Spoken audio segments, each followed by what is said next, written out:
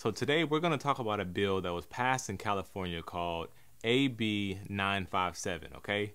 Watch this clip and we're going to talk about it. So this particular bill adds the very important factor that affirming a child's gender identity is in their best interest, which is what your question is about. Why does it actually say that in an affirmative way? And it really is because if you have a 7-year-old who's talking about having a potential to say, being able to articulate that they believe that they are not the same gender as they are biologically, then it should be affirmed. And through care, it should be determined. And that's what we did with our own child. And that would give the ability for a parent who wasn't sure to affirm and get their child the care that they need to make that, so they can begin to articulate that determination.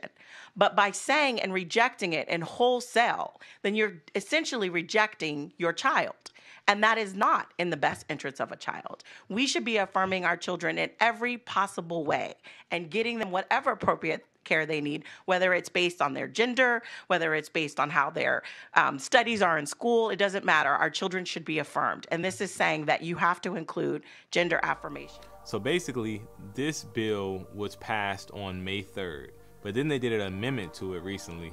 And this amendment may affect you big time if you live in California. They're basically programming your child in school, making them think a certain kind of way by pushing these books and all of this stuff inside of the schools to condition a young child's mind.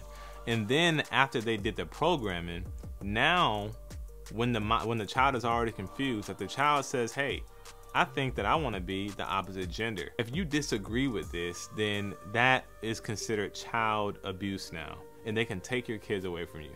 Now, this is definitely agenda going on, and this is crazy. And the mind-blowing thing is, a child is so young, right? Where a child can't drink alcohol, a child can't smoke cigarettes because it's not of age, right? A child can't drive because a child is not of age, but a child is so mature to where it can determine its gender. This stuff don't even make sense. And the fact that it don't make sense, this is how you notice an agenda, man. Pray for y'all kids, and please take y'all kids out of public schooling, homeschool your kids, because this stuff is getting real, and it's gonna get even more worse than it is now. The enemy is not even hiding no more, and we got to be prayed up in this season.